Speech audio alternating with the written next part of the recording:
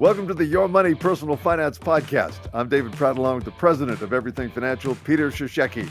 Here on Season 2, Episode 16, our final show of the season. We are going over the 10 biggest questions of this season. We call it the Best of Your Money Season 2. All right, Peter, it is showtime. It is. We'll start with the OMNI formula. What is it? What is it? The OMNI formula is everything. That's what OMNI actually means, Dave. It actually means everything in Latin, hence why we chose the name for our proprietary system of financial planning, the OMNI formula. And really what the OMNI formula is, it's an all-encompassing financial plan. It's much like, Dave, we all use GPS these days on our smartphones and our cars to know where we're going. And that's exactly what the OMNI formula is. It's a GPS for financial planning. So we gather lots of information, and it's mind-numbing sometimes how many questions we ask for people. But you know what they say, Dave? Garbage in, garbage out, So we like to make sure we get all the information in so we're not spitting out garbage at the other end. And we give you a real clear picture of your situation, what it is when you walk through the door. And then we develop a plan of where you want to be based on whatever your goals, your dreams, your wishes are, your aspirations. And we basically show you step by step how to get from point A to point B and C and wherever you're going. And it really makes financial planning, financial planning 101, financial planning simple. Not a lot of, and you know this from knowing me, but there's not all the double talk, the down speak, the condescending type stuff that you get at the big locations, those big places where they give you all these fancy terms and formulas and, you've got to max out your RRSPs. How much you need to retire? Well, you need 6 times the gross national product of Botswana land. And they give you all these different... I can say bullshit, right, Dave? Because it's our podcast, right? Yes, you can. We don't have sponsors to answer to. Yeah, it's all bullshit. The OMNI formula makes it simple, so you understand what's going on and you understand how you get from point A to point B. All right, let's begin this process here. Okay, how hard is it to set up a mortgage tax deduction plan? Let's get there first, because this is critical. Yeah, that was one of our episodes way back when in the season there, the mortgage tax deduction plan. It's actually not that difficult. It's been around for 24 years that you've been able to do this. It's really what it is, especially in BC and Ontario in this day and age. People have a lot of equity in their house. And really what you need to do is have equity that you can invest and make it, and that just by taking that equity we talked about this before early in the season, a home equity line of credit or short form HELOC. It makes it tax deductible by investing money from a HELOC. So that interest by investing money is a tax deduction. The investment itself, the management fees, as long as you're using a fiduciary, which portfolio management company, which we'll talk about in a bit here, then you can also tax deduct the management fees. So you tax deduct the interest, tax deduct the management fees. The key to the mortgage deduction plan, though, is taking that tax savings from those deductions and you apply that against your mortgage that is not tax deductible. And slowly but surely, you can take a 25-year mortgage and knock about 10, 11 years off of it just by starting out with something simple like a $50,000 investment. So that's the one way to do it, Dave. If you don't have any cash, but you have equity. The other way to do it is if you're sitting on a bunch of what we call non-registered money. So money that's not in an RRSP, not in a TFSA, just cash investments. You can take those cash investments. Like say you got, God forbid, what a way to get money, but you got an inheritance or something like that. You can take that money and apply it against your debt. And then you have to wait 31 days. That's a CRA rule. And then you can borrow that money back that you just paid off on your mortgage and invest it. And now that interest part of your mortgage is now tax deductible. So watch the podcast where we talked about that. It'll help understand it. And if you're not sure if you qualify, give our office a call, and me or one of my many associates will be happy to, go through it very slowly, see if it works for you.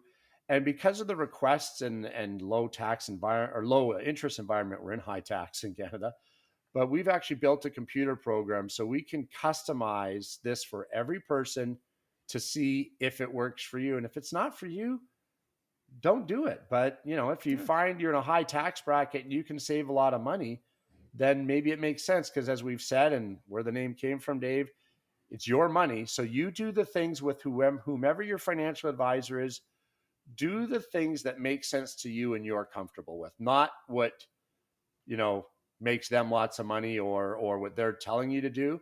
I can suggest lots of things for people, but I always say to them, if you're not happy with it or you don't understand it, don't do it. It's your money. That's the end. You've got to understand what you're doing. And if you don't understand, ask more questions.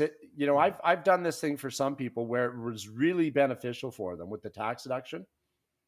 It took me 4, 5, 6 meetings till they said, they didn't want to abandon the idea.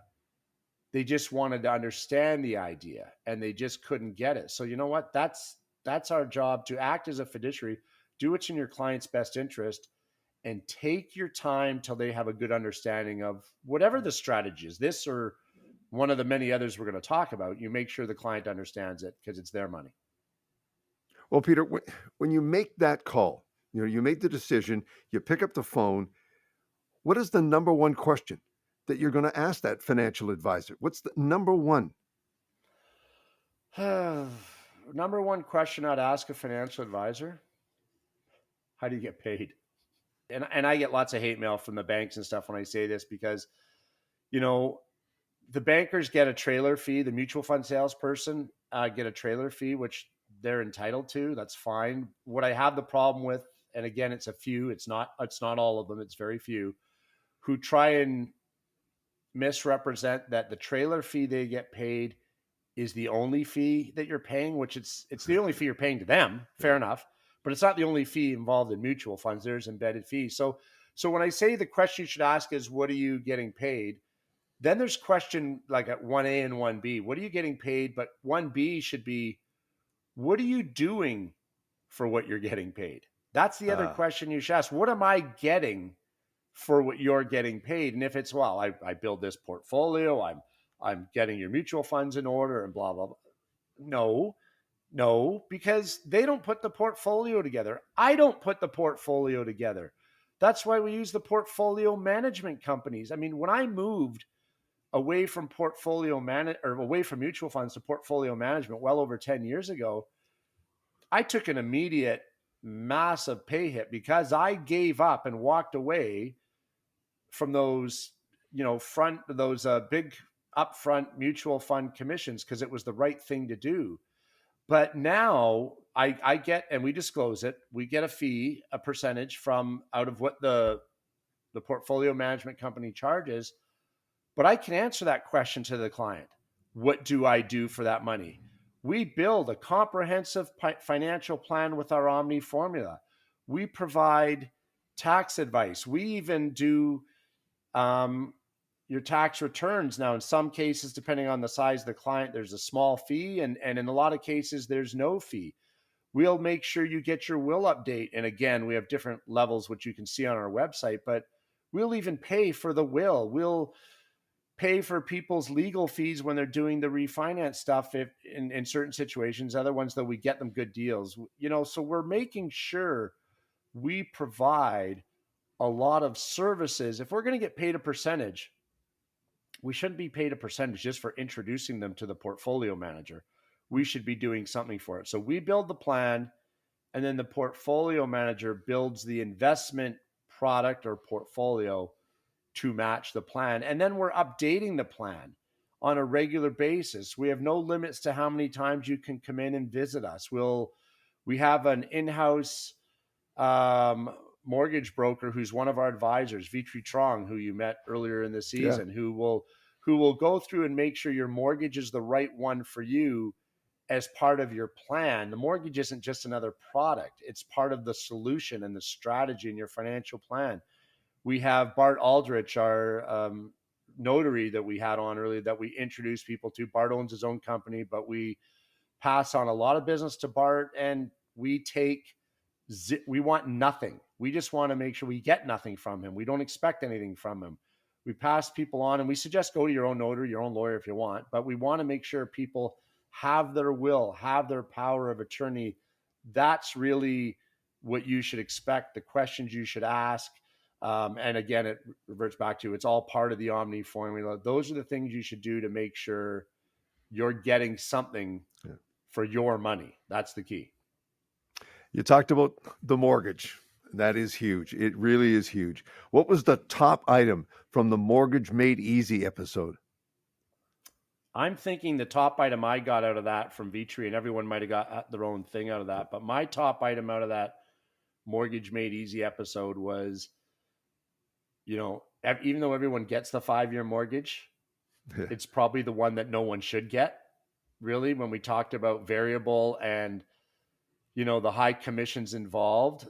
What I really got from Vitri, who's great at what he does, I mean, that's why we were lucky to get him at Everything Financial when we did, is that the mortgage is, as we just said, it's part of your plan and your overall strategy. It's not a product you buy. That there's so much choice out there in mortgage that people don't get. I mean, so that the 5 years not the best, the variable is really the best way to go, and don't buy into all the hype. And right now, as we're recording this, we're getting a lot of hype out there about, interest rates, they're going through you better lock in. You just bought a new mortgage 6 months ago. Why would you tear it apart and pay a huge fee and lock in again? And that's kind of what I got, is all those fees for making changes. I think, that was the top really about the 5-year, but the other good, again, sort of subplot to this was having a longer amortization, but putting that money into a TFSA and then using that TFSA to pay off your mortgage later. How many more years that knocked off your mortgage versus the biweekly and all the other stuff was a great eye opener to say, hey, here's other choices for you. So it's really that, there's lots of other choices, and that was really it. And enlightening people and opening their eyes to all those commissions involved with the mortgages is really good for people, because again, their money, and showing them ways to put more of it back in their pocket, which is really important. Yeah, it was a great episode. Great episode. Let's get on to the New Year's resolutions. Okay.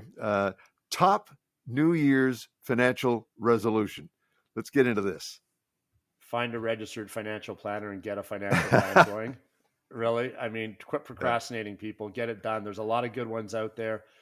Get it done. I know a lot of my colleagues, we see them at our the Independent Association of Financial Planners conference every year. A lot of good RFPs, registered financial planner, as we joke in the industry, real financial planner. That's just a fun play on words that people don't take offense to it if, you're a different type of financial planner. We just say it as a joke. But getting a financial plan, and as part of that financial plan, because it doesn't matter how much money you have or don't have, getting your path started is the key. But in part of that is one of the first questions from the financial planner: do you have an updated will?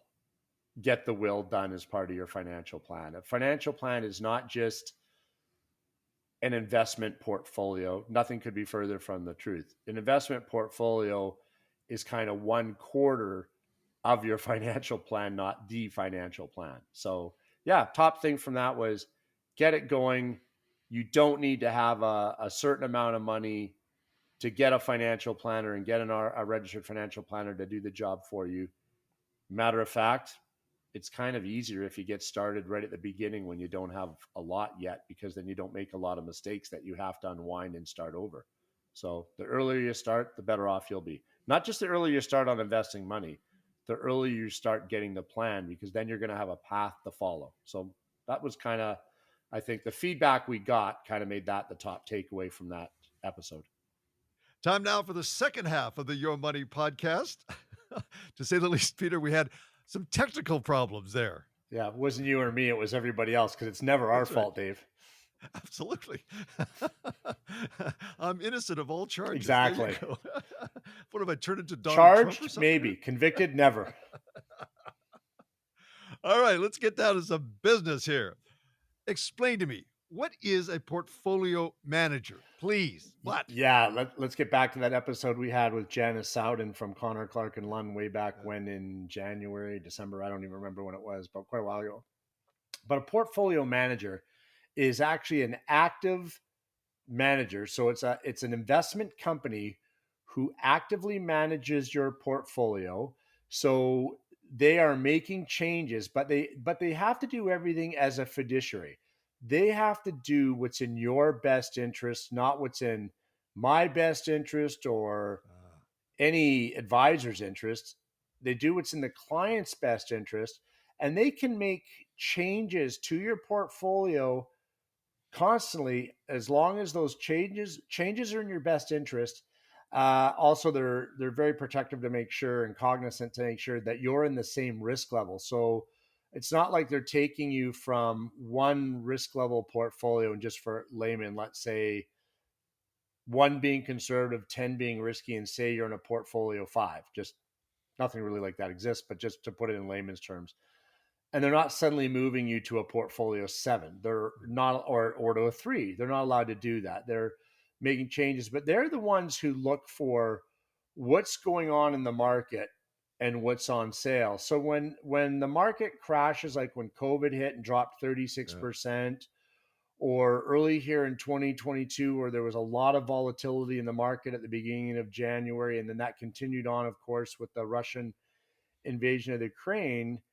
And not to sound callous and not caring, but they're the ones who look for the opportunity. So when, the average person runs through the streets with their hair on fire because they think the world is over, they're going, tuna's on sale and we're going to stock up on tuna.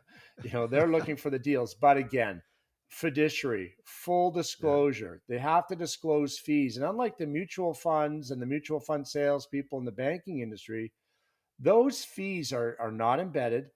Every fee has to be on a statement that you can see. They always charge you those fees quarterly in arrears. So start with them in January. You're not paying till the end of March. But not only that, they're calculated every day. So if the markets are going down, same percentage, but on smaller assets. They don't pick the best day of the year and go, okay, here's your fee based on that. It's truly the fair way to have a fee paid, calculated, etc. Again, as I said 100 times, I'll say it again, fiduciary, doing what's in your best interest all the time. That is, that's, as far as I'm concerned, that's the biggest deal. Active management, and here's the little twist. Okay. The fees on non-registered, or as we call them, taxable accounts, so not TFSA, not RSP, etc., just cash investments, are fully tax deductible as well. So you pay a lower fee than you are with a lot of the traditional mutual funds out there, and you get to write it off on the applicable investments. That's even better. So lower fee, but getting to write it off, that's a double whammy in your pocket, which is great. So that's the gist of it. There's a lot of good portfolio managers out there. A lot of them have different levels that they'll consider acceptable that they'll invest, but we've made deals with 4 portfolio management companies that we're happy with. We've vetted. We're constantly watching, them, and explain things to our clients and fully inform our clients. They're the ones who explain the portfolio. They're the ones who watch the investments, but we've got them. They each have their different area of expertise that they're good for. But we have a company that can do portfolio management starting out on your first $50, and then a company whose specialty is over $1 million and everywhere in between, and another company, for those clients who are US citizens here or people working in the US, because I look after both Canada and the US for clients. And portfolio management for Canada and the US, and it's just the way to go. And advisors, we talked, one of our last question, Dave, or the one before that, what are some of the questions you should ask? Well, if your advisor is not using a portfolio management company, ask them why. Because in my opinion, if everyone wants to do the best job for their client, let the experts manage the money, and you as a registered financial planner manage the plan. Maybe I'm naive, but I just think that's a good way to go. Which leads me to this sort of kind of follow-up question. When you're dealing with risk, how important is trust? Oh, huge, Dave. I mean, you don't want you want the team of investment professionals. I mean, you have to have trust in them. You have to have trust in what they know are doing, and you have to have trust that they're not going to put you in an aggressive or not, doesn't have to be aggressive, but a risk level in a portfolio that's not in your best interest because there's something in it for them. You have to really know that, they're watching the financial planner, so me in this case, or my team, build a plan so that they can build the right portfolio to fit the plan. Someone who's going, well, heck, I just want to go, this, asking them to gain that trust, asking them how they're compensated. Remember, we said earlier about how the advisor's compensated. Well, ask the portfolio manager how they're compensated and find out if there's different portfolios that they're compensated differently on. Because as a fiduciary, they have to tell you before you even ask them. But asking that question is good because there are mutual funds out there where different funds pay the advisors or the firms different commissions based, like the proprietary ones under their own name will pay them better than some of the other ones like XYZ mutual fund company that they also represent. It's not always the case, but what I'm really getting at is empowering you, the consumer who's having a plan done, to ask those questions so you get what's right for you, but you get fully informed. And that's really what the key is. And, you talk about trust, Dave, getting all that information and having someone laying it all out for you is how the trust is going to be built, by being fully informed. Full disclosure, full transparency in our business would be welcomed. And there's nothing wrong with that. Which leads me to my next question, dealing with this trust element here. What do you mean, when you say that there's no such thing as RRSP season? Yeah, and we have good laughs about this on CTV. Yeah. Carrie Adams loves this one when I say this one with her. When she says, "What do you mean there's no RRSP season?" And I say to her, "Well, Carrie, RRSP season is like Valentine's Day. It's one of these artificial branded holidays to make people spend more money than they really need to." And then Carrie gives me crap and saying, "What do you mean, you heartless person? You're not giving out flowers?" No, I give out flowers because it's Tuesday, not because it's February 14th. Okay. Buy them on the 13th. Pardon me, Dave. They're cheaper. But there is no such thing as RRSP season. There is, however, an RRSP deadline day if you want to count your receipt for last year. But way back before I was in this business, when I was still in high school and really started to pay attention, and from all the research, this is when it looks like it happened in the 80s, this fake persona and labeling of RRSP season came up. To give people this impression, they better hurry up to the counter, kind of like, remember, like Boxing Day used to be? Yeah. Is there really any Boxing Day specials anymore? But people, there's a new one for next season, Dave. Sure. But people would run out and go buy RSPs, whether they needed them or not, because it's been drilled into them for almost 40 years that you have to, or FOMO, right? The fear of missing out. Yeah. It's complete hogwash and bullshit, Dave. There is no such thing. They said, make a proper plan. And we talked about this in that episode.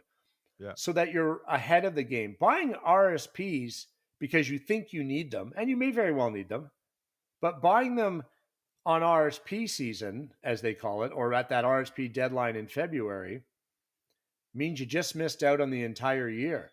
Wouldn't it make more sense to, start yourself off in March and have all the RSPs you need by February? You're already done. But part of that RSP season, Dave, is to promote RRSP loans. Again, now let's borrow money to buy more RRSPs that we don't even need. But don't worry, you're going to get a refund so you can pay that loan back. Well, wait a minute. If you're in a 30% tax bracket and you borrow $10,000 to buy an RRSP, it's only saving you $3,000 in taxes. See, Dave, that was easy math. You can even follow that one. Yeah. So where's the other $7,000 coming from? It's a complete smoke screen. Like, what's really hiding behind the curtain? I know I get riled up about this. We even have a swear jar at the office. If you say the S word there after RRSP, not that S word, the other one that we just talked about. Yeah, season. Yeah. Shh.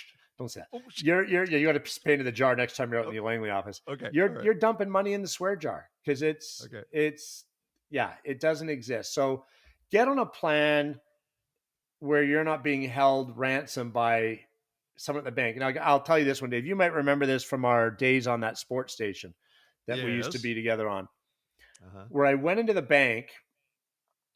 And I won't say what bank because it's not fair to throw them under the bus. So we just call it the Green Goblin Bank. Okay. And then there's the Red Carpet Bank and the Yellow Brick Road. Anyways, so I went in and the teller, we call them a teller because they're not a listener, was like this with her head down, didn't even look at me. And it was February 28th, so the end of that season pretty much. And she said, have you maximized your RRSPs yet? Well, first off, she doesn't know what my limit is. She doesn't know what my income is. She doesn't know if I'm 75 years old and can't even buy RRSPs because she knows nothing. She wasn't even looking. It was a programmed response. And the funny thing is the lady behind her is a client of mine. I can't throw her under the bus because she might lose her job for dealing with me and when she works at the bank. But I just saw her put her head in her hands and start shaking her head. And she goes, you could see it in her face. Oh no, Peter's going to go off on this poor young teller. And I did. and then I said, what kind of idiotic question is that? Did I maximize my RRSPs yet? Now, why would I even do that? And her response without even a pause. Well, how are you going to retire if you don't maximize your RRSPs? Well, wait a minute. What if that was Wayne Gretzky at the counter and he's already, whatever. He's already retired. Like it was just a dumb question. Make RRSPs just one of your strategies in your financial plan for the future, not something that you're held hostage to the last week of February to March 1st every year. So there's no such thing as RRSP, hashtag, sign, because I can't say the word. There's just an RRSP deadline if you want to count that receipt for the previous year. Oh, I can just feel the love there, Peter. There was tons of the love. Yeah. Oh, okay. Moving along now. Episode 8. We got into this thing, and I want some clarity on this as well. What is fee-based financial planning, and the difference between that and commission-based planning? Commission-based planning, and there's certain designations where it's written right in their disclosure, which is fine. It's fully disclosed, is based on selling you a product. It's actually not based on putting a plan together. It's sell you some life insurance or sell you some mutual funds or sell you some disability or sell you a mortgage, whatever. Fee-based financial planning, and there is a combination. I'm going to get into a third one too. But fee-based financial planning is someone charging you a fee to build a financial plan. Then you take the plan and walk away with it and all its recommendations. And then you're responsible for putting all those recommendations or strategies in place yourself. Or what we do is a combination. Now, we do have some people who have come in and wanted the fee-based plan where, do a plan for me, charge me a fee, and you'll never see you again. We're going to, they're going to walk away with the plan and go do their thing. So that's a fee-based financial plan. But we get a lot of the 99.999% of our people come in. We disclose how much time and effort and people power, man, woman power from all our staff goes into creating a plan and what it costs. So if you want to walk away, you know what the bill is going to be. Or we say, we'll collect, say it's 1%, or we have insurance, there's a commission. We disclose all the stuff we're going to get paid. But for that, we're going to provide you a plan, provide you ongoing support, provide you all the different strategies, et cetera, et cetera. And many, many, many times we do not actually collect enough or collect the amount of money equal to or greater than what we estimate a plan is going to cost. So we do a combination, do a hybrid, but that's okay. Cause this, I mean, I preach this, I'm blue in the face, that I believe everyone has the right to have a full plan built by a registered financial planner, no matter their income, social status, how much money they have in investments, whatever the case may be. You need to start somewhere, and that's why we created the OMNI formula with Everything Financial Group to get that plan out there to everybody. We provide the updates every year. Now, we talked, I think our first question today, Dave, was what's the OMNI formula? And just like driving your car, because I equate it to a GPS. Well, if you make a wrong turn, you have to have an update. If you turn wrong in your car, you got the annoying voice saying, turn left here, or make a U-turn here, whatever the case. Well, that's me. I'm the annoying voice. And I want to make sure you review the plan every year. Our staff reaches out to see if there's any major financial differences in your life or goal changes. So get your plan updated a year, and that's all covered in, we don't charge an annual review fee, but if you were fee-based only, it'd be within those companies' right to do so. You as a consumer, ask what the fee is, or is it a blended plan? And there is companies who charge both. They charge the fee and then they collect the commissions on the life insurance or the investments. They still deal with portfolio managers, but they'll charge both. Okay. And that's their right. If they feel it's valid, it's your right not to use them, but it's their right to do it. And as long as it's disclosed. I do know of a few companies who choose to go that way, and that's fair enough.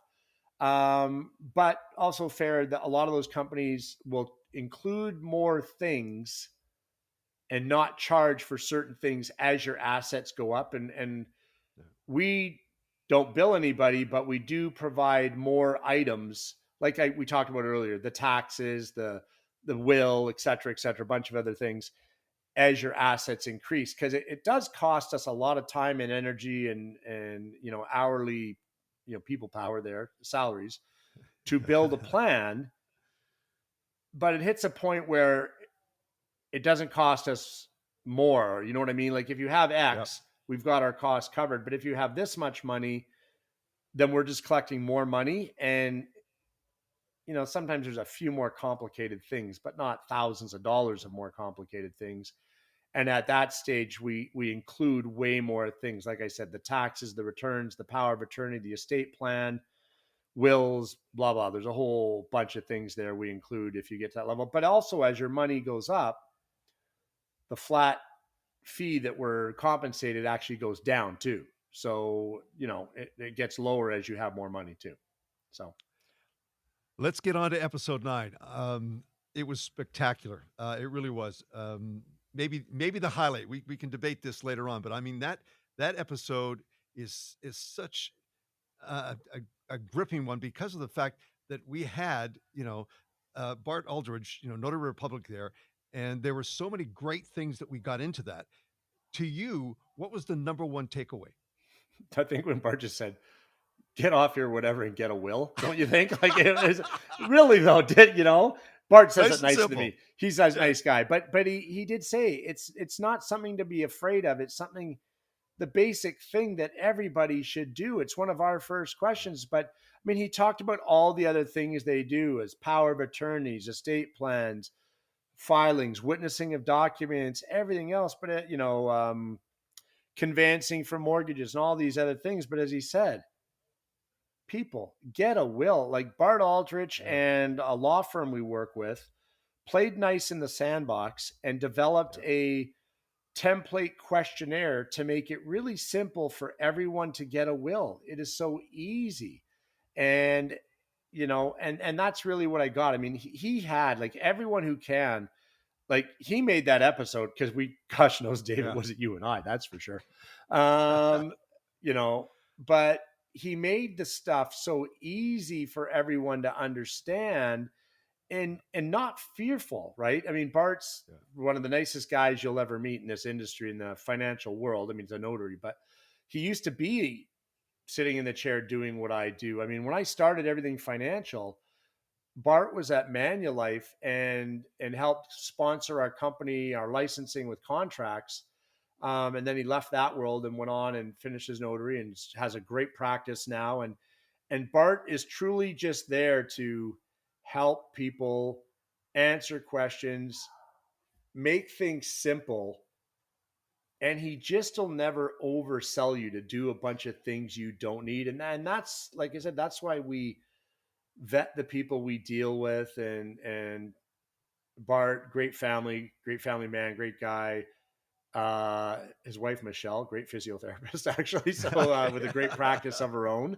Very good. Yeah, and just the will part, and again, we try and remember always that big question: do people get a will? And Bart's the type too, and he's so good. He mentioned this, that wow, if he thinks you don't need an update, he has he'll take the time to have a look and go, you know what, you're good. You don't need to make a change to your will, but when you need me, I'm here for this, and this. So great guy. And I know people who have had such a good relationship with him, they will drive across the city to go and have him look after things because they know, you know, they're not being sold a bill of goods. He truly does have your best interests at heart. And that's people who aren't really labeled as a fiduciary, but still act as a fiduciary is really important to me, that they're really looking out for you. And we have saved the biggest question for last. And again, I'm going to throw it back at you because not a whole lot has changed since we dealt with it only just a few weeks ago. But here it is. What has happened to the Canadian economy? Okay, people, full disclaimer.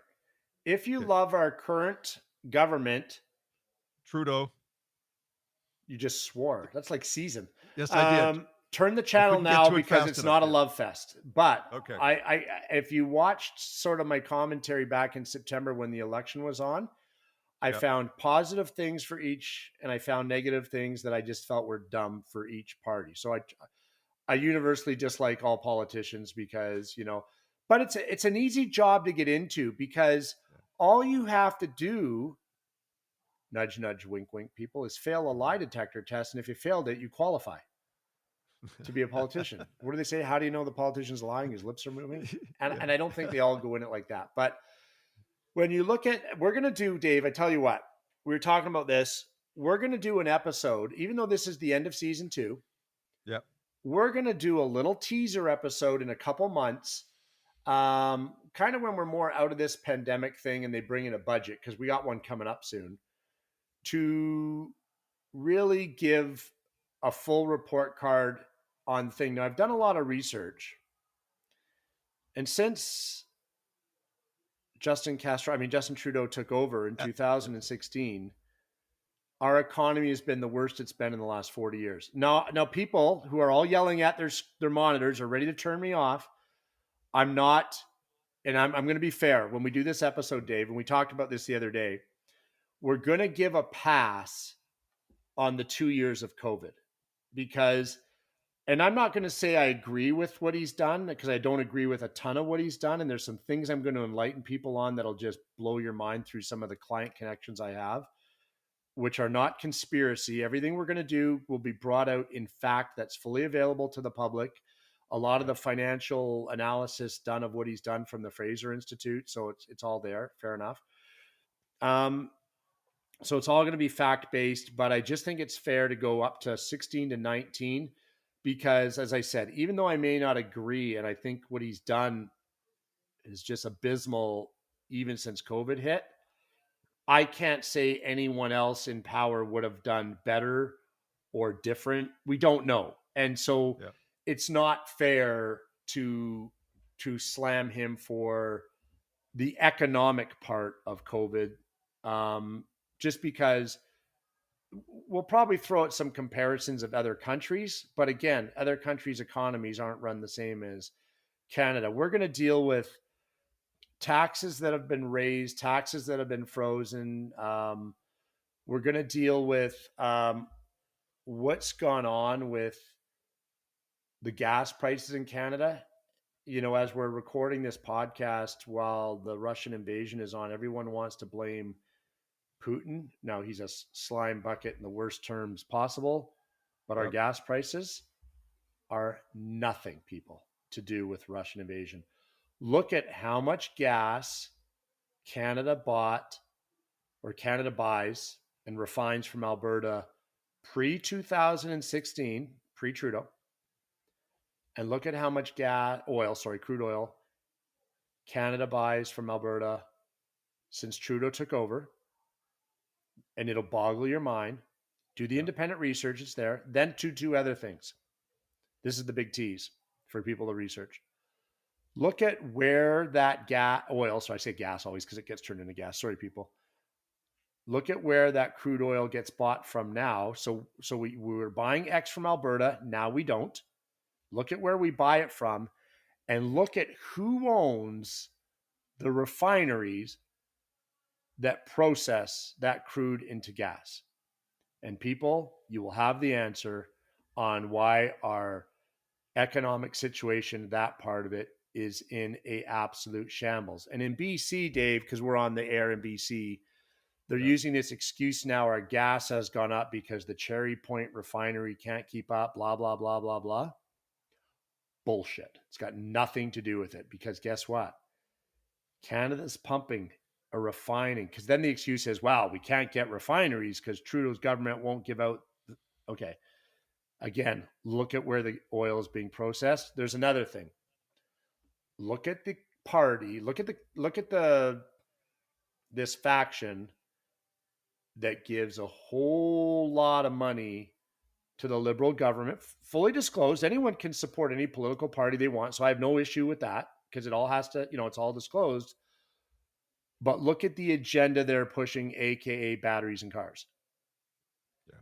And you'll find out who's getting paid for the narrative. So we're going to talk about oil in that episode. We're going to talk about taxes big time.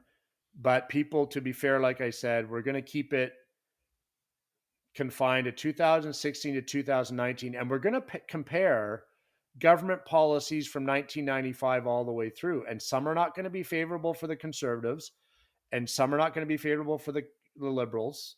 But some are also going to be favorable for the Liberals from previous regimes, and some are going to be favorable for the Conservatives. So we're going to do a great comparison of taxes to say what's happened to our economy. And I don't know who's pulling the strings behind the scene there, Dave, but they know an economics 101 student at a local college could do a better job. Yeah. Gets back to the same old thing. To find the truth, what do you do? Follow the money, Dave. And there's things we're going to disclose in that episode. God, look at, I'm almost doing the whole episode now. That will just, that's why we're going to throw one in there. And then after that one comes out in a couple months, gosh, Dave, then we're going to have, before you know it, it's going to be roughly October, and we're going to be into season 3 of the Your Money podcast.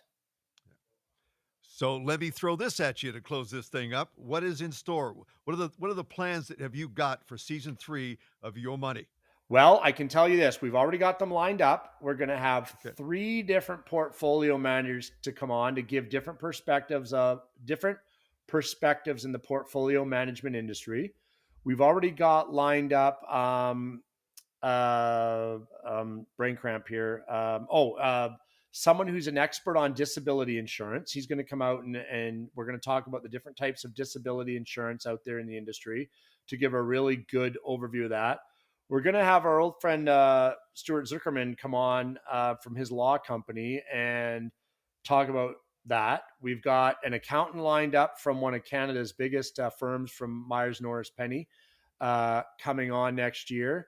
Geez, I hope our man off camera here is taking all these notes to remember who all the guests are I've lined up for next year.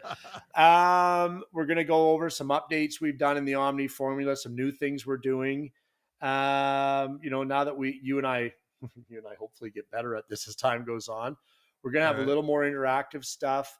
We're going to really put out a lot of stuff. We have now this year hired a social media director at Everything Financial. And over the summer, she's going to be sending out Jamie Lee, that's her middle name, by the way, up from Whistler area. And she's going to put out a lot of stuff out there for people to bring in a lot of questions to ask. So we're going to have a lot more questions from listeners we like to do. And I know we're going to get Josh from his insurance company that we had on here. Remember we had Josh Krennis on there a few episodes ago. We're going to get him back on to talk about home auto insurance, things like that.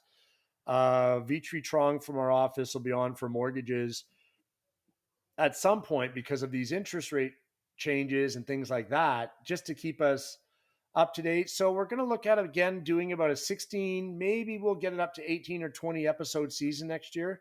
The 16 for sure. But yeah, starting coming out sometime around October, somewhere in there. And I know people, Dave and I'll be hard at it putting these things together and starting our recording roughly in September. But like I said, over the next few months, look for a lot of questions for Jamie to post online to, so we can look after things for people and get questions out there. And maybe Dave will even add in a 5-10 minute segment before every episode to answer question, pick one or two great questions from the previous episode. So that way people have a couple weeks to get some questions into us so we can do them. Yeah. Some interaction. Yeah, you bet. As always, Peter, another great season of raising the level of financial literacy. Now, if people have got questions or a second opinion, which we're certainly going to get some of those on their financial plan, what can they do? Just go to everythingfinancial.com, go to the Your Money podcast, send us an email, go to the Everything Financial group on YouTube. And there's a lot of links there to ask us questions directly. Hey, Dave, while you're sitting in that great studio there in downtown Vancouver, I've got an idea. We're going to have to talk to our team and the powers that be.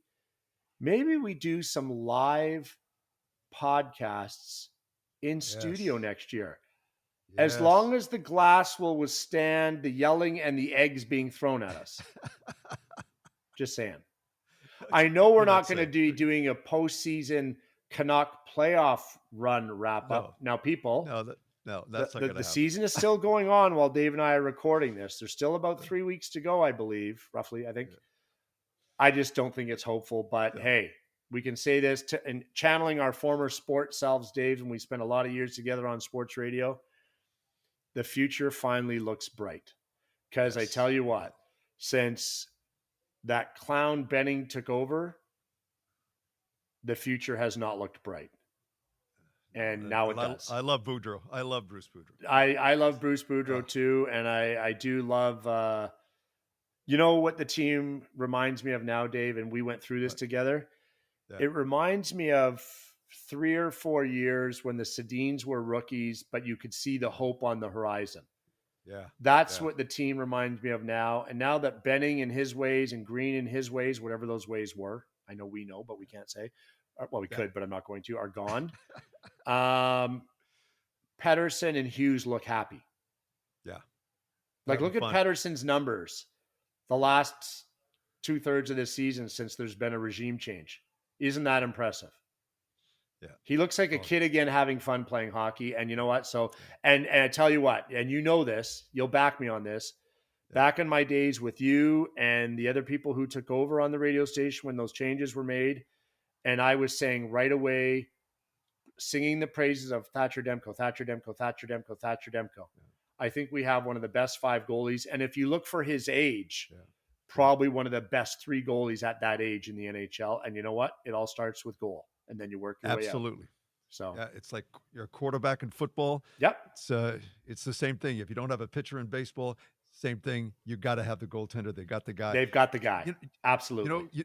We got to stop agreeing on everything. I'll tell you that. That's one thing that's going to change. I think we're going to wrap this up with in next little while here with a great season wrap up for you and I. I appreciate all the time you put into this, but we're going to have to do a little run to Il D'Argino for dinner one night to reminisce about the season that was. Yes.